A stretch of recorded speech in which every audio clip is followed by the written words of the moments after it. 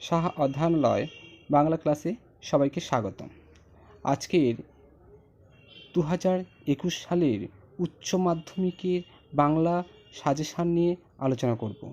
সম্পূর্ণ বাংলা সাজেশান নতুন সিলেবাস অনুযায়ী তুলে ধরা হলো। দেখো, প্রত্যেকের যাতে সুবিধা হয় তাই আমি এই প্রশ্ন তৈরি করেছি। দেখো, তোমাদের উপকারে লাগবে, আর পারলে খাতা কলম নিয়ে বসো, লিখে নিও। চলো শুরু করা যাক আজকের নতুন দ্বাদশ শ্রেণী বাংলা সাজেশান।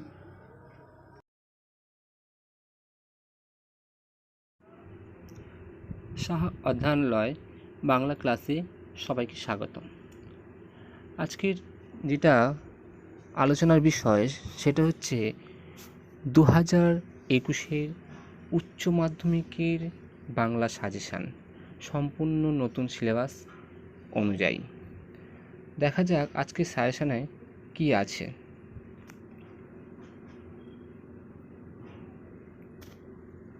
চলো দেখো, প্রথম যে প্রশ্নটা দেওয়া আছে সেখানে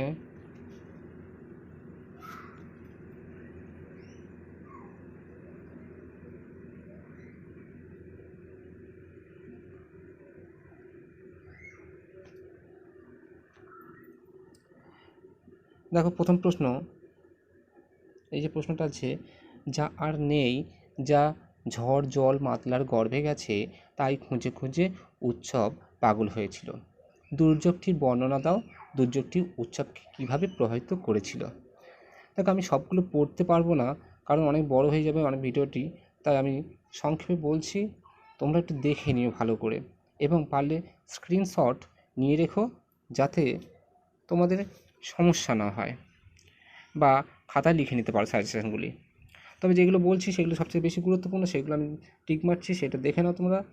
প্রথম যেটা আছে ভাত গল্প থেকে 1 নম্বরটা, আর এইটা তো ট্রিপল স্টার প্রশ্ন। দাঁতগুলো বের করে সেই কামটের মতোই হিংস্র ভঙ্গি করে, কে কার প্রতি এইরূপ আচরণ করেছিল, তার এইরূপ আচরণের কারণ বিশ্লেষণ করো। খুবই গুরুত্বপূর্ণ এইটাই, ভালো করে দেখো এটা। নেক্সট যেটা বলছি সেটা হচ্ছে ভাত গল্পের নামকরণ সার্থকতা। আর 4 নম্বর প্রশ্নটা সবথেকে বেশি ইম্পর্টেন্ট। সকাল হতেই বোঝা গিয়েছিল সর্বনাশের বহরখানা। কার সর্বনাশ এবং সর্বনাশের বহরখানার পরিচয় দাও।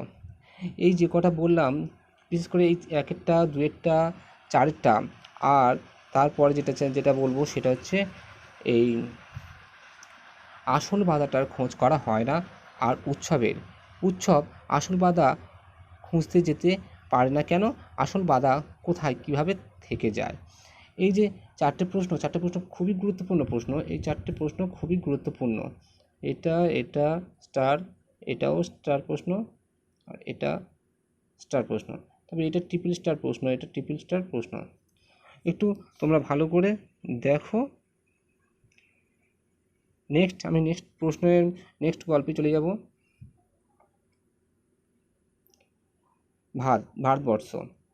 ভারতবর্ষে দেখো, কতক্ষণ সে এই মারমুখী জনতাকে ঠেকিয়ে রাখতে পারত কে জানে।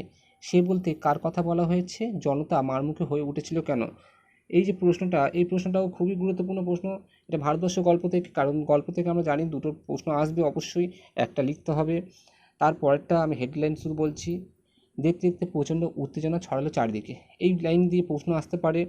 আর আমি কি তা দেখতে পাচ্ছিস না? কোন প্রশ্নের উত্তরে বক্তা এর কথা বলেছেন? বক্তা স্বরূপ উদ্ঘাটন করো।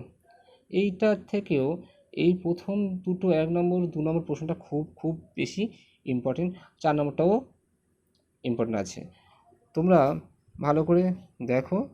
হ্যাঁ, নেক্সট আমি চলে যাচ্ছি পরে, কারণ বেশি সময় নেব না, বেশিক্ষণ বলার যাবে না, কারণ অনেক বড় হয়ে যায় ভিডিওটি, তাই ছোট করে বলার চেষ্টা করছি, তোমরা একটু ভালো করে খেয়াল করে নিও। রূপনারায়ণের কুলে থেকে, কবিতা 5টা কবিতা আছে তোমাদের, তার মধ্যে একটাকে বাদ দেওয়া হয়েছে, বাদ বাকি 4টে থাকে। তার মধ্যে আমি তোমাদের 3টে থেকে প্রশ্ন দিয়েছি, 4 থেকে 3টে থেকে করলে তোমরা আশা করি সবই কমন পেয়ে যাবে। প্রথমে যেটা আছে, রূপনারায়ণের কুলে জেগে উঠিলাম। কে জেগে উঠলেন? জেগে ওঠার আসল অর্থ কবিতাটির মধ্যে কীভাবে প্রকাশিত হয়েছে তা বুঝিয়ে দাও। 2 নম্বর প্রশ্ন, জানিলাম এ জগৎ স্বপ্ন নয়, রূপনারায়ণের কুলে কবিতা অবলম্বনে এই ভাবনার তাৎপর্য বিশ্লেষণ করো বা আলোচনা করো, তাৎপর্য বুঝিয়ে দাও। যাইভাবে হোক না কেন প্রশ্ন থাকবে, ঘুরিয়ে ফিরিয়ে প্রশ্ন থাকে, একটু খেয়াল করবে তোমরা, কারণ ঘোরানো প্রশ্ন থাকে।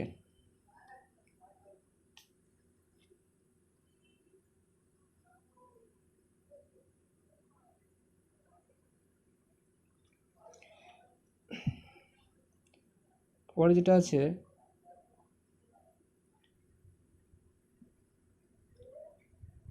রক্তের অক্ষর দেখিলাম আপনার রূপ। রক্তের অক্ষর বলতে কবি কি বুঝিয়েছেন? কবির দেখা স্বরূপ উদ্ঘাটন করো। প্রথম যে 3টে বললাম সে 3টে খুবই ইম্পর্টেন্ট। তারপরে হচ্ছে এই 5 নম্বরটাও ইম্পর্টেন্ট আছে। 5 নম্বরটাও স্টার প্রশ্ন, আমি তো দুঃখের তপস্যা এই জীবন, কেন কবি এই জীবনকে দুঃখের তপস্যা বলেছেন? এই কটা কবিতা থেকে খুব ইম্পর্টেন্ট। তার এটা অথবা দেওয়া আছে, অথবাটাও দেখতে পারো তোমরা, এর অথবাও দেওয়া রয়েছে। আমি তো দুঃখের তপস্যা এই জীবন থেকে প্রশ্ন আসতে পারে ঘুরিয়ে ফিরে, কিন্তু প্রশ্নটা বুঝে লেখার হচ্ছে সবথেকে গুরুত্বপূর্ণ ব্যাপার। প্রশ্ন যাই আসুন না কেন, আমাদের প্রশ্নটা সঠিক আর মার্জিতভাবে উত্তর লেখা বাঞ্ছনীয়, যথাযথ লেখা দরকার খুব। নেক্সট যেটা পাচ্ছি 6 নম্বরে, মৃত্যুতে সকল দেনা শোধ করে দিতে বক্তাকে মৃত্যুতে সকল দেনা বলতে কি বোঝানো হয়েছে, সে দেনা কীভাবে শোধ করতে চেয়েছিলেন কবি? এই কটা হচ্ছে রূপনারায়ণের কুলে থেকে এই কটাই আছে। নেক্সট আমি দেখি 3টে প্রশ্ন দিয়েছি। দেখো প্রথম প্রশ্নটা তো খুবই ইম্পর্টেন্ট, এটা তো পরীক্ষা আসতেই পারে, ফেলে দিতে পারে, হট করে দেখবে পরীক্ষার প্রশ্ন হয়তো পড়ে গেছে। খুবই ইম্পর্টেন্ট। শহরের অসুখ হাঁ করে সবুজ খায়, এই লাইন দিয়ে বা সবুজের অনটন ঘটে, এই লাইন যে কোনো একটা লাইন দিয়ে প্রশ্ন আসতে পারে। এর অথবা দেওয়া আছে, প্রশ্ন ঘুরিয়েই থাকুক যাই থাকুক, অসুখ নিরাময়ের জন্য কবি কী করতে বলেছেন, বা শহরে অসুখ কী, এইভাবে ঘুরিয়ে প্রশ্ন থাকবে দেখো। আর চোখ তো সবুজ চায়, আর আমার দরকার শুধু গাছ দেখা। যে কোনো আমি দেখি কবিতাটি খুব ছোটো, শক্তি চট্টোপাধ্যায় খুব ছোটো একটা কবিতা, কিন্তু কবিতার মূল ভাববস্তুটা কিন্তু অনেক বড়, তাই ভালো করে একটু দেখবে। এই কটা প্রশ্ন আছে, স্ক্রিনশট নিয়ে রাখতে পারো। আর তোমাদের আমি পরবর্তীকালে সমস্ত কিছুই দিয়ে দেবো, আর লাস্ট মিনিট সাজেশানও আমি দেবো তোমাদের বাংলা থেকে। এটা ফুল সাজেশান দেওয়া আছে, লাস্ট মিনিট সাজেশানও তোমরা পেয়ে যাবে খুব তাড়াতাড়ি, পরীক্ষার অনেক আগে। তাই আমার চ্যানেলটি সাবস্ক্রাইব করে রেখো। আর ভালো ভালো নতুন নতুন সাজেশান পেতে প্রত্যেকটা ক্লাসের ব্যবস্থা করছি, চেষ্টা করছি সব ক্লাসের দেওয়ার আর সমস্ত বিষয় দেওয়ার চেষ্টা করছি আমি। নেক্সট দেখো, ক্রন্দনরত জননীর পাশে। এখান থেকে প্রথম প্রশ্নটা খুব ইম্পর্টেন্ট, কেন ভালোবাসা, কেন বা সমাজ, কিসের মূল্যবোধ? উদ্ধৃতিটি কার লেখা, কোন কবিতার অংশ? ভালোবাসা, সমাজ, মূল্যবোধের কথা কবি কেন বলেছেন, আলোচনা করো। আর আমি তা পারি না, এই লাইন দিয়েও প্রশ্ন আসতে পারে, তবে আমার মতে খুব বেশি ইম্পর্টেন্ট হচ্ছে 1 নম্বরটা হচ্ছে স্টার প্রশ্ন। তারপরে হচ্ছে ক্রন্দনরতা জননীর পাশে। তারপরে দেখো, ক্রন্দনরতা জননীর পাশে কবি জননীকে ক্রন্দনরতা বলেছেন কেন? এই পরিস্থিতিতে কবি কি করা উচিত বলে মনে করেছেন?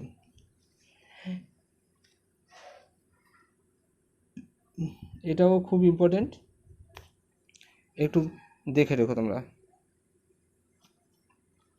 নেক্সট নাটকে চলে যাই।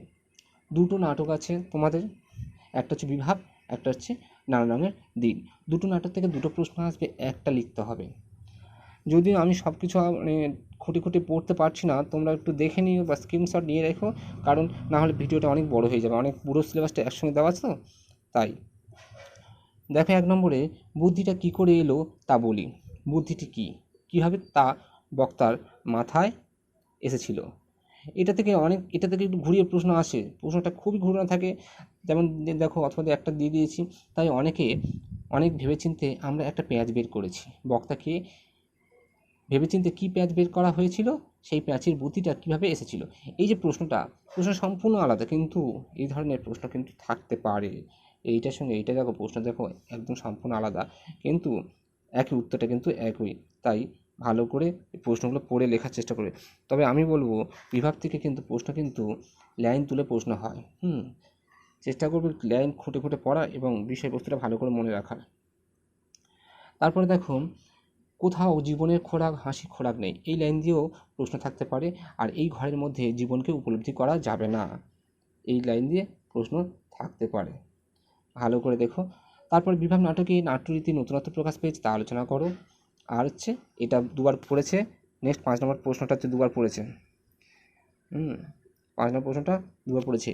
বিভাব কথাটি সাধারণ অর্থ কী? বিভাব নাটকটি নামকরণ কতখানি তাৎপর্যপূর্ণ? এই হচ্ছে, এই 5টা হচ্ছে এখান থেকে আমি বাছাই করে দিয়েছি বিভাগ নাটক থেকে, বাদ বাকি তোমরা ভালো করে করো। নেক্সট চলে যাই পরবর্তীতে নানা রঙের দিন নাটকে। এখান থেকেও 5টা প্রশ্ন দেওয়া আছে। দেখো, প্রথম আছে এসব বাজে কথা আমি বিশ্বাস করি না, এই প্রশ্নটা কিন্তু অনেক ঘুরিয়ে ফিরিয়ে হয়, আমি কয়েকটা দেওয়ার চেষ্টা করেছি। দেখো, এই অভিনয়টা নাট্যাভিনয় একটি পবিত্র শিল্প, এই বাজে কথা বলতে কোনটা? এই নাট্যাভিনয় একটি পবিত্র শিল্প, এটা হচ্ছে বাজে কথা, তাই প্রশ্নটা ঘুরিয়ে থাকে, সেটা খেয়াল রেখো। এর আরেকটা দেওয়া আছে, আরেকটু ঘুরিয়ে দিয়েছি। দেখো, এই পবিত্রতার নামাবলীটা সেদিন হঠাৎই ফাঁস হয়ে গেল আমার সামনে হঠাৎ। পবিত্রতার নামাবলীটা কি, তা কোন দিক কীভাবে ফাঁস হয়ে গিয়েছিল, কোন দিন কীভাবে ফাঁস হয়ে গিয়েছিল, এটাই। এই প্রশ্নটা দেখো, তাহলে প্রশ্নটা দেখো কেমন, 3খানা প্রশ্ন কিন্তু একটাই উত্তর, কিন্তু প্রশ্নটা 3টে কিন্তু সম্পূর্ণ আলাদা, ভালো করে দেখে বুঝে উত্তর দিও। 2 নম্বর প্রশ্ন, শিল্পকে যে মানুষ ভালোবেসে তার বার্ধক্য নেই কালীনাথ। আর হচ্ছে রজনীকান্তের চরিত্র। পরবর্তী যেটা আছে সেটা হচ্ছে রজনীকান্তের চরিত্র। আমরা জানি রজনীকান্তের চরিত্র খুব ইম্পর্টেন্ট, আর এটাও খুব একটা খারাপ নয়, খুব ইম্পর্টেন্ট আছে এটা। এই প্রথম 3টে কিন্তু খুবই গুরুত্বপূর্ণ। পরবর্তী চলে যাব নাটক, এই আন্তর্জাতিক কবিতা ও গল্প। আন্তর্জাতিক কবিতার মধ্যে হচ্ছে পড়তে জানে এমন এক মজুরের প্রশ্ন। এখান থেকে আমি 6টা প্রশ্ন রেখেছি। 6টা প্রশ্নগুলো ভালো করে দেখে নাও। পড়তে জানে এমন এক মজুরের প্রশ্ন কবিতায় কবির সমাজচেতনার কী পরিচয় পাওয়া যায়? পড়তে জানে এমন এক মজুরের প্রশ্ন কবিতায় কবির ইতিহাস চেতনার পরিচয়, একটা ইতিহাস চেতনার পরিচয় আর সমাজ চেতনার পরিচয়, এই দুটো কিন্তু খুব ইম্পর্টেন্ট, ভালো করে দেখবে।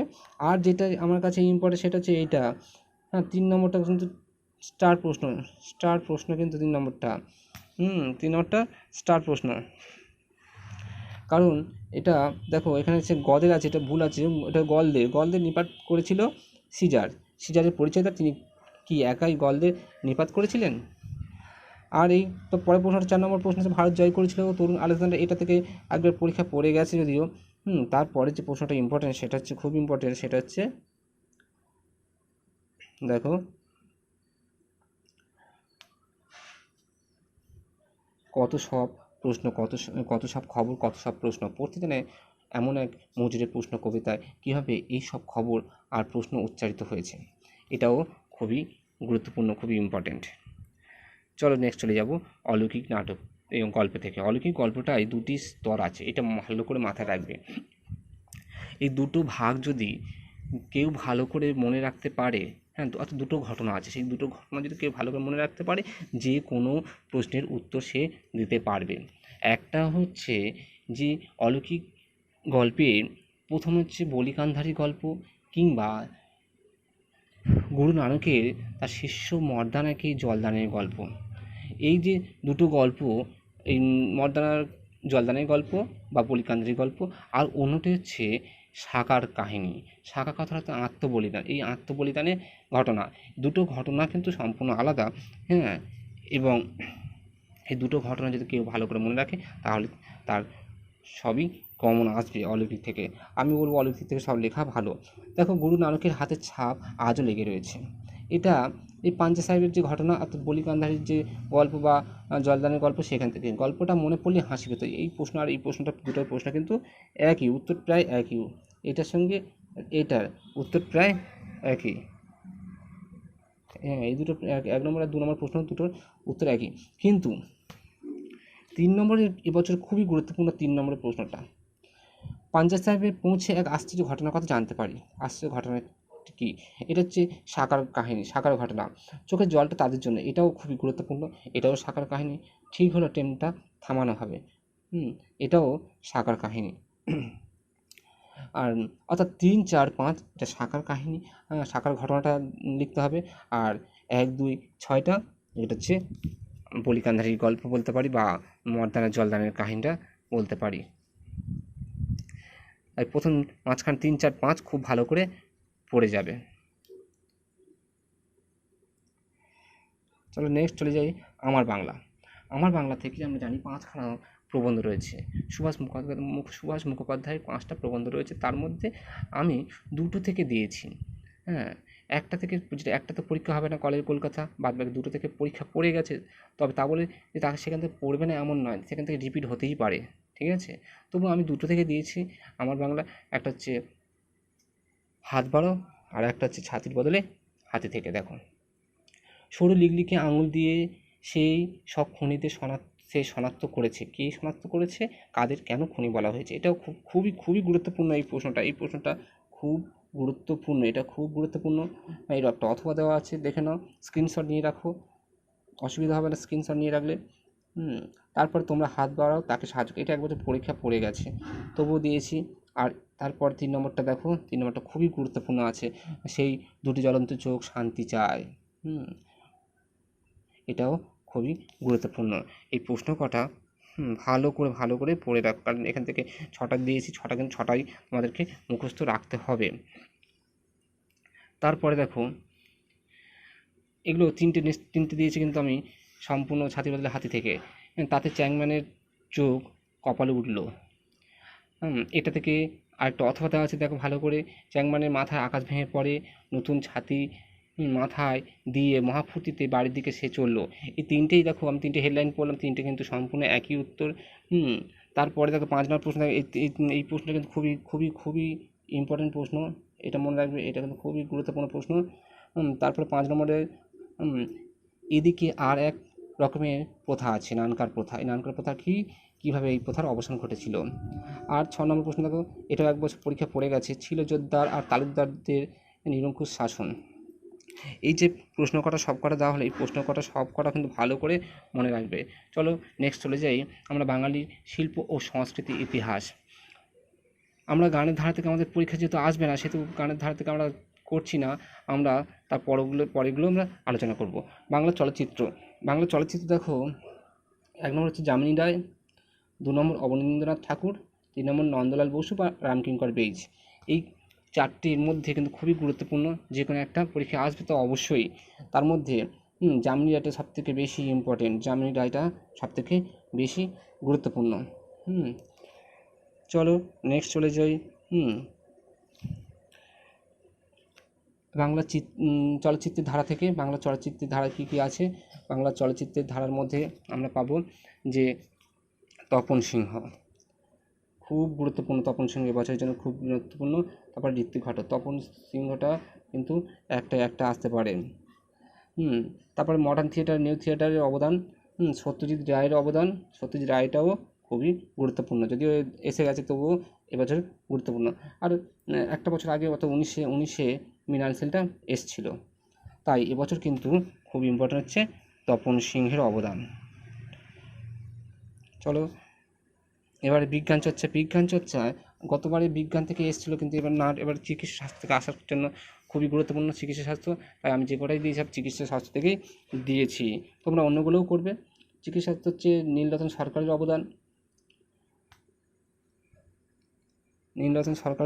অবদান। তারপর দেখো কাদম্বিনী বসু গঙ্গোপাধ্যায়ের অবদান, এই একমাত্র মহিলা যেহেতু আছে সেই জন্য এটা খুবই গুরুত্বপূর্ণ চিকিৎসাশাস্ত্রে। তারপরে বিধানচন্দ্র রায়ের অবদান। এই 3টা দিয়েছি, তোমরা আরও অন্যগুলো করে রাখতে পারো, তবে এই 3টে আমার মতে খুবই গুরুত্বপূর্ণ প্রশ্ন এটা। চলো এরপর চলে যাব ক্রীড়া সংস্কৃতি থেকে যেটা করতে হবে সেটা হলো সার্কাস। কলকাতায় বাঙালির প্রচেষ্টা গড়ে ওঠা প্রথম স্বদেশী সার্কাসের নাম লেখো, সার্কাসে বাঙালির অবদান। 2 নম্বর প্রশ্নটা দেখো, রামায়ণ বর্ণিত কাহিনী অনুসারে দাবা খেলার স্রষ্টাকে, এই খেলার বাঙালি সাফল্যের পরিচয় দেয়। এটা খুব গুরুত্বপূর্ণ প্রশ্ন, এটা খুব গুরুত্বপূর্ণ প্রশ্ন, একটাই আসতে পারে। এছাড়া রয়েছে বাঙালি ব্রতচারী, ক্রীড়া সংস্কৃতি, বাঙালি ব্রতচারিত্বের অবদান। আর 4 নম্বর আছে বাঙালির ক্রীড়া ইতিহাস, এটা করা আছে, এটা ভুল আছে। এটা ভুল আছে, ওটা হচ্ছে ক্রীড়া হবে, ইতিহাসে কবাডির অবদান। এছাড়া ফুটবলের থেকেও আসতে পারে, ফুটবল থেকে দেওয়া নেই এখানে, ফুটবলের অবদানটাও আসতে পারে, বাঙালি ফুটবলের অবদান আসতে পারে। চলো এবার ভাষাতে চলে যাই। ভাষা থেকে আমরা জানি ভাষা থেকে শব্দার্থ পরিবর্তন হবে না, বাদ বাকিগুলো সবকটা থেকে প্রশ্ন দেওয়া আছে, দেখে নাও। ভাষা থেকে খুবই ইম্পর্টেন্ট প্রশ্নগুলো। ভাষাবিজ্ঞানের ধারাকে কয়ভাবে ভাগ করা হয়েছে, কী কী? যে কোনো একটি ধারার সংক্ষিপ্ত বিবরণ দাও, আর ফলিত ভাষাবিজ্ঞানের একটি শাখার বিভিন্ন শাখাগুলো উল্লেখ করে যে কোনো একটি শাখার আলোচনা করো। এই দুটোই খুবই গুরুত্বপূর্ণ, এক একটা দুয়েরটা খুবই গুরুত্বপূর্ণ, এই দুটো থেকে একটা আসার চান্স আছে। এরপরে শৈলীবিজ্ঞান থেকে একটা দেওয়া আছে, শৈলীবিজ্ঞান সম্পর্কে আলোচনা করো। এবার ধ্বনিতত্ত্ব, 1 নম্বর চেকগুচ্ছ ধ্বনি ও যুক্তধ্বনির পরিচয় দাও। 2 নম্বর আছে দেখো অবিভাজ্য ধ্বনি কাকে বলে, অবিভাজ্য ধ্বনির পরিচয় দাও। এবার রূপতত্ত্ব থেকে দেওয়া আছে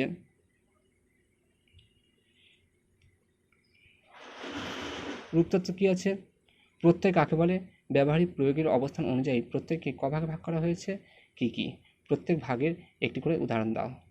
আর রূপিমের শ্রেণীবিভাগ আলোচনা করো। রূপিম থেকে গতবারে পরীক্ষা করেছে, তবু রূপিম থেকে দিলাম। রূপিম থেকে যে কোনো ধরনের প্রশ্ন আসে না কেন, যদি রূপিমের শ্রেণীবিভাগ করা হয়, যা মুখস্থ করা যায়, তাহলে যে কোনো প্রশ্নের উত্তর তোমরা করতে পারবে। এবার হচ্ছে যেটা হচ্ছে এবছর খুবই গুরুত্বপূর্ণ, সেটা হচ্ছে বাক্যতত্ত্ব থেকে এবছর আসবে, অবশ্যই আসবে, একদম স্টার প্রশ্ন। বাক্যের গঠনগত গঠনগত দিক থেকে বাক্য কয় প্রকার, যে কোনো একটি প্রকারের উদাহরণ সহ আলোচনা করো।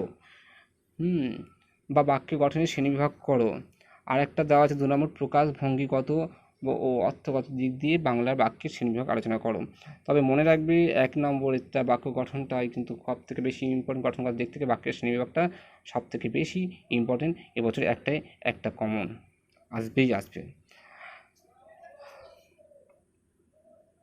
যদি আমার চ্যানেলটি ভালো লেগে থাকে, আমার তথ্যগুলো ভালো লেগে থাকে, তাহলে আমার সঙ্গে থেকো, আমার চ্যানেলের সঙ্গে থেকো, সাবস্ক্রাইব করে রেখো, যাতে সহজে তোমরা আমার দেওয়া তথ্যগুলো পেতে পারো।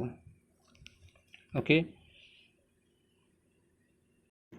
আরও অন্যান্য বিষয়ে সাজেশান পেতে আমার চ্যানেলটি সাবস্ক্রাইব ও বেল আইকনটি অন করে রেখো, তাহলে আমি যদি কোনো সাজেশান আপলোড করি, তাহলে তোমরা খুব তাড়াতাড়ি জেনে যাবে।